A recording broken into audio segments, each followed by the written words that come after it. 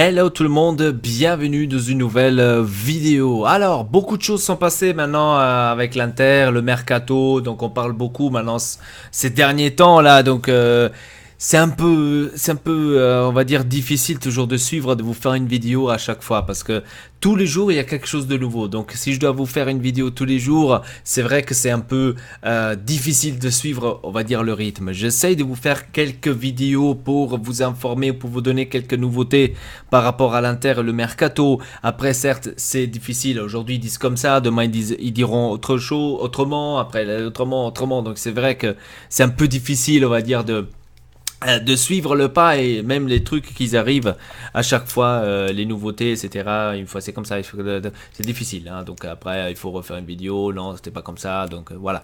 Alors, l'actualité en ce moment chez l'Inter. Ok. On a pris Nainggolan, donc je pense que jusque-là, vous le saviez, on a pris Nainggolan, ils ont même fait une très belle vidéo par rapport à ça, donc le ninja, donc ils ont un peu fait une vidéo à San Siro, etc., donc pour le présenter, la présentation, nanana, donc j'ai trouvé très beau qu'ils ont fait ça, donc c'était cool.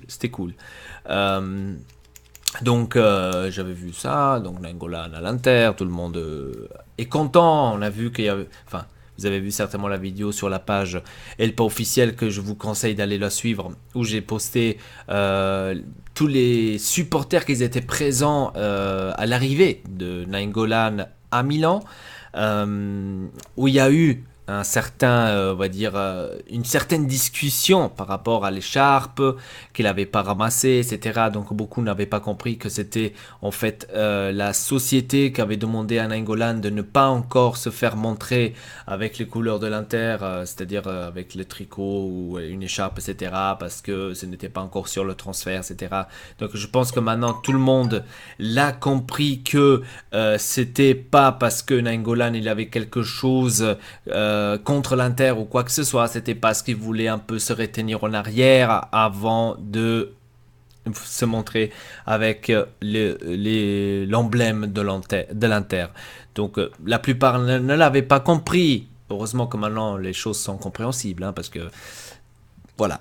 Alors tout va bien, Nainggolan adore être à l'Inter, il a déjà dit ses mots, j'espère que je vais retrouver ma forme initiale, que je vais montrer à tout le monde, j'ai vu beaucoup d'enthousiasme quand je suis arrivé, donc j'espère que je vais pouvoir redonner cela sur le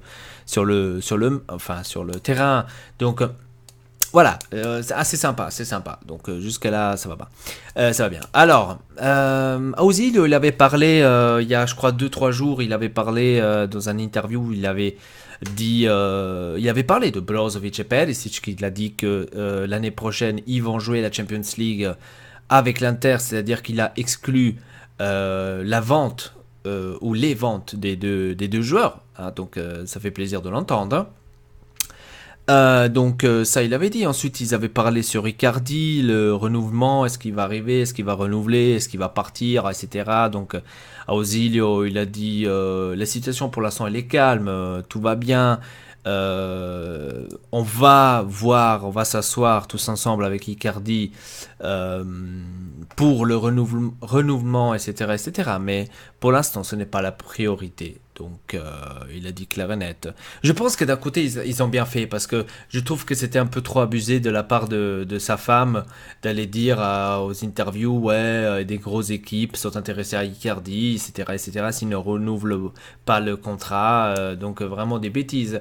Donc je pense pour le punir maintenant ils vont le faire attendre jusqu'à la fin. Donc je trouve que c'était une très bonne leçon, tu vois, pour qu'après la prochaine fois ils réfléchisseront peut-être à ce qu'ils font. Euh, donc il avait parlé sur ça. Je crois que c'était tout. Il n'y avait rien dit de spécial. Certes, ensuite on lui a certainement, on l'a demandé bien sûr des rumeurs hein, qu'on entend, Dembélé, etc. Malcolm, là et là. Et donc il a répondu, vous les journaux, vous faites toujours 30 noms de partout. Donc nous on peut pas. Je sais pas d'où est-ce que vous allez voir, où est-ce que vous recevez tous ces noms. En tous les cas, nous, on ne peut pas acheter 30 joueurs, donc on aurait déjà une équipe de 30 joueurs. Donc c'est clair qu'il il y a beaucoup de choses qui sont fausses. Hein, c'était clair, c'était clair. Hier soir, il y a eu, je crois que c'était aussi hier soir les deux. Hier soir, il y a eu cette nouvelle que Cancelo aurait signé à la Juventus. Beaucoup se sont plaints, beaucoup ont dit, ont parlé que c'est un traître. J'espère qu'il va se blesser dès le début du championnat, etc., etc. Donc c'est des choses que je trouve qu'il ne faut pas, il faut pas dire. C'est des choses qu'il faut pas dire parce que les gars, c'est pas la faute du joueur qui va à la Juventus, c'est la faute de la société de l'Inter, tout simplement, qui ne voulait pas le reprendre.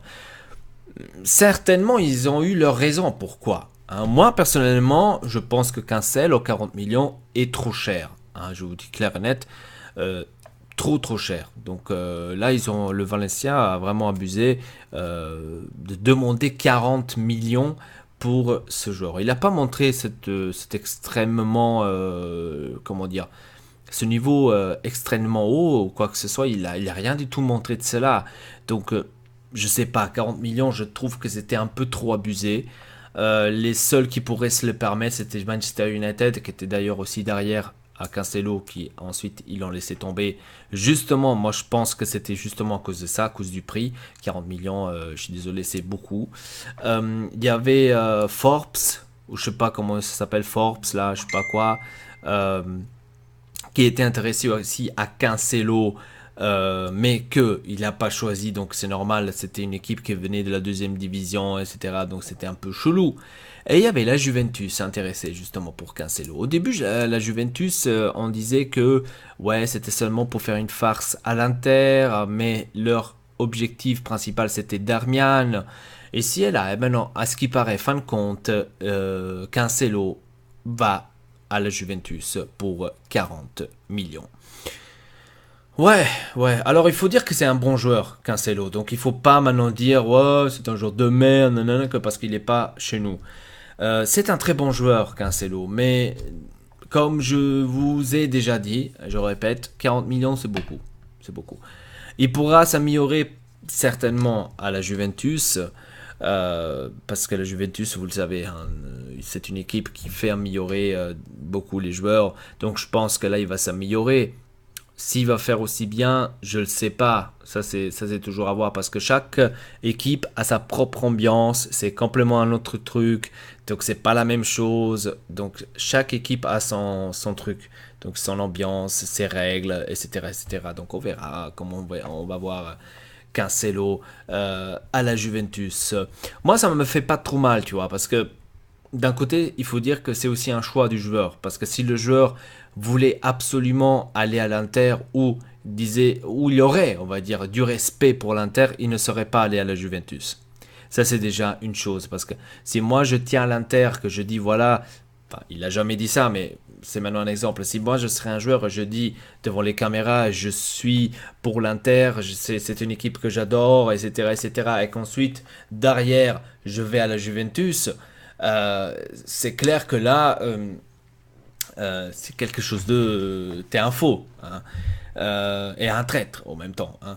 Mais Cancelo, il faut se rappeler, les gars, je vous ai déjà dit dans une vidéo, mais je vous le rappelle encore une fois, je vous rappelle qu'en janvier, Cancelo voulait partir de l'Inter parce qu'il se trouvait pas bien avec Spalletti, ils avaient une petite discussion, etc., etc. Donc, qu'il ne trouvait pas trop d'espace pour jouer. Il y avait aussi ce problème-là, donc il voulait absolument partir de l'Inter. Donc, faites attention s'il y a des trucs comme ça. Hein. Il n'a jamais montré son attachement, je trouve, comme Rafinha, et ça, on va revenir très bientôt, qu'il a montré son attachement au tricot et à cette société. Cancelo, il n'a jamais montré cela, il n'a jamais dit cela. Il n'a jamais montré sur le terrain d'ailleurs, cela. L'autre côté, Rafinha. Rafinha, ce qui paraît, la piste Rafinha ne pourrait pas être terminée. Enfin, ce n'est pas une piste que maintenant c'est impossible. Il avait dit qu'il s'attendait que l'Inter allait miser sur lui, etc., etc. Personnellement, je vous ai déjà dit la mienne. Moi, j'aurais misé vraiment sur Rafinha que sur Nainggolan.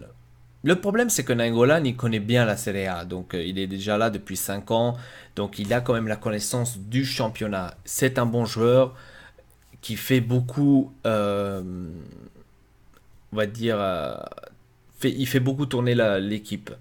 Donc, le choix est vite fait. Donc le choix, c'est clair qu'on prend Nainggolan au lieu de Rafinha. Rafinha, il nous a montré l'attachement au tricot, c'est clair. L'attachement aussi à la société, l'attachement à cette équipe, c'est clair qu'il a montré. Il aurait plus que mérité de venir à l'Inter, c'est clair. Mais certaines circonstances ou certaines choses, des fois, ne pourront pas être possibles. Donc on l'a vu, euh, peut-être encore ce n'est pas terminé, peut-être il va venir, on sait jamais, on sait jamais.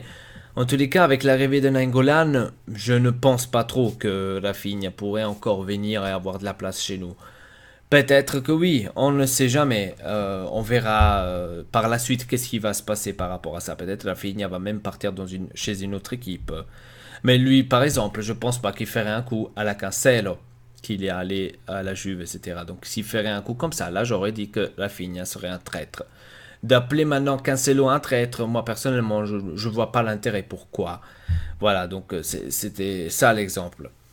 Hier soir encore, il y a eu cette nouvelle. À ce qui paraît, Politano du Sassuolo serait près de l'Inter pour prendre justement pour avoir, on va dire, un joueur latéraux, surtout du côté de Candreva et même derrière latéraux. Hein. Il nous faut quand même quelqu'un parce que là, on n'a que Ambrosio. Santon, il est plus là. Nagatomo, il est plus là. On n'a que Ambrosio. Donc là, on est obligé d'aller chercher maintenant des défenseurs latéraux. Et donc on parle maintenant de Politano qui serait très très proche de l'Inter. Et on parle aussi de Florenzi de la Rome. Qu'est-ce qui paraît, il a toujours pas renouvelé et il y a quelques difficultés au renouvellement avec la Rome.